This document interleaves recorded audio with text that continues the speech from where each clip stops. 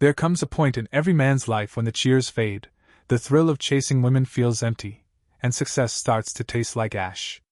And in that silence, beneath all his victories, something old begins to stir. A faceless sadness. A quiet longing. A whisper of logic that refuses to die down. In that moment, he encounters the spirit of his first love. Not a woman of this world, but the echo of the mother buried deep within his subconscious. Carl Jung warned us about this encounter. He named it the mother complex, a hidden legacy that silently molds a man's deepest psychological foundation. Until he becomes aware of it, his entire life is a reaction to a wound he doesn't even know he has. And the guilt or innocence of the mother doesn't change this reality. Because the most dangerous prisons aren't made of bars, they're built from internalized expectations and ancient patterns of belief. A man learns to earn love not by being himself, but by becoming what he thought she needed him to be, even if she never asked for it. From the very first breath, she was the world. Her smile was approval. Her silence felt like punishment. She was the original mirror. And whatever he saw reflected in her eyes became his truth about his own worth. But Jung made something clear: the mother archetype isn't the woman herself. It's a symbol, deeply embedded in the collective unconscious. A symbol of origin, nourishment, and protection, but also of being consumed, pulled backward, trapped in dependency, if it's never fully integrated. That's the rupture. When the real woman, his actual mother, inevitably fails to live up to the impossible ideals of that archetype, the child doesn't grieve. He adapts. He performs. He molds himself to win her attention, to drink in any hint of affection, just to survive. That performance becomes a mask. And over time, the mask becomes the man.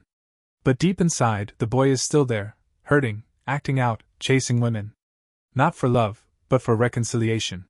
Not to connect, but to relive a moment he never got to finish, with the mother who still lives in his wound. Jan once said, "What isn't made conscious is lived out as fate."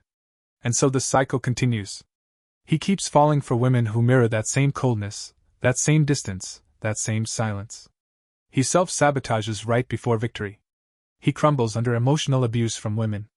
Not because he's weak, but because a part of him still believes that her gaze, her approval, is what gives him permission to exist. And here lies the truth most men run from: you can't become whole until you destroy the illusion. You must step out of your mother's psychological shadow to truly become your own man.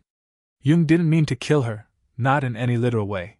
He meant to separate, to see her not as a goddess or a villain, but as a human being, flawed, wounded, shaped by her own shadow. As long as you don't do that, you don't truly love her. You're either worshipping a myth or battling a ghost. Both are fantasies. And both will keep you broken. Ask yourself, are you really living for you? Or are you still trying to prove your worth to a mother who no longer sees it, or maybe never did? This isn't self-help fluff. This is psychological surgery. Because every time you feel guilt that makes no sense, or overreact in your relationships, or shape your life around rejection, you're not acting like a man. You're acting like the child who still believes that, if he's just good enough, maybe this time he'll be picked. But healing doesn't happen when someone chooses you. It begins when you choose yourself, and finally let go of the sacred hope that your mother will define who you are. She can't do that. That was never her job. That's yours. The man who hasn't worked through his attachment to his inner mother isn't dating, he's acting. He isn't leading, he's overcompensating. He isn't loving, he's aching for a redemption he never received. Because what haunts him isn't a woman. It's a projection. Jung taught us that the unconscious, if left unexamined, casts its contents onto the outside world.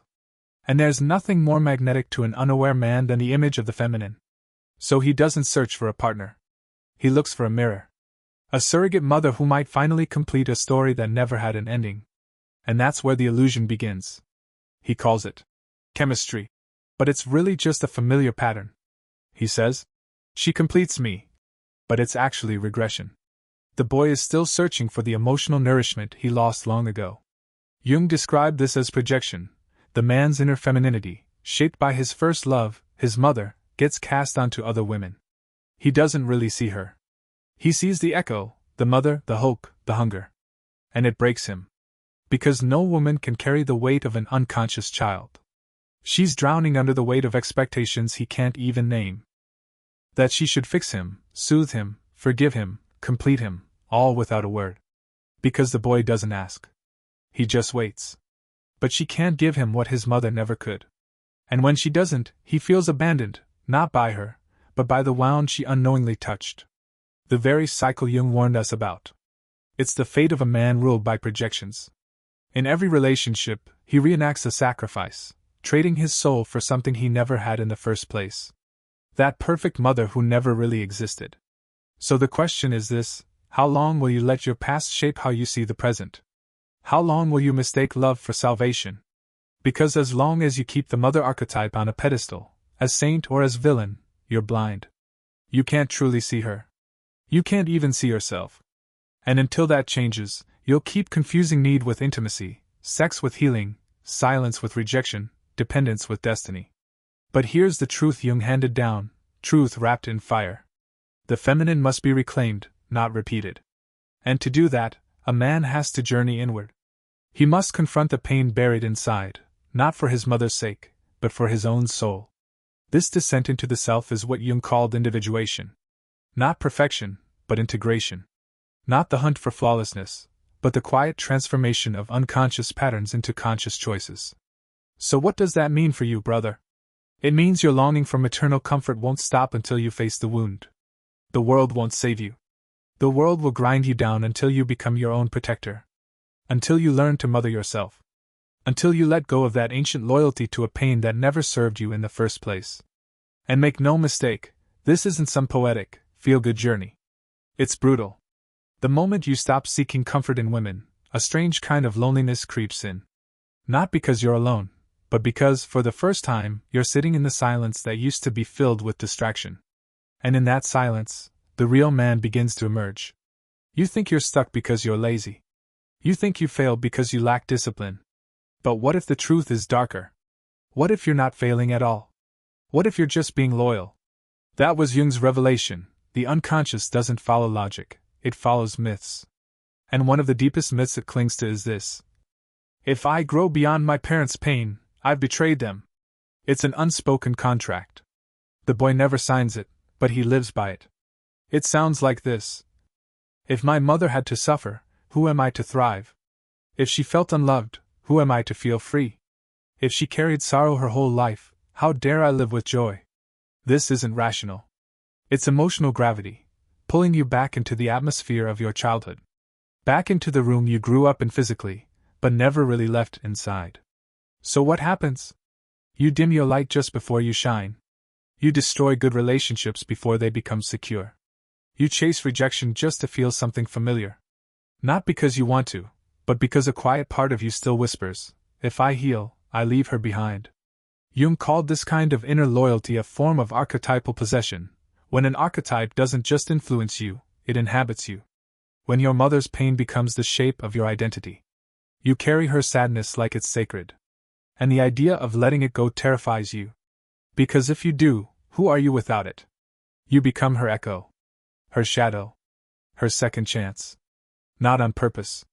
Not out of malice. But from a place of love. From the boy who still believes he can somehow undo the injustice. And that is the paradox that destroys most men. Because you can't honor your mother by suffering with her. You honor her by evolving beyond the pain. That's not betrayal. That's liberation.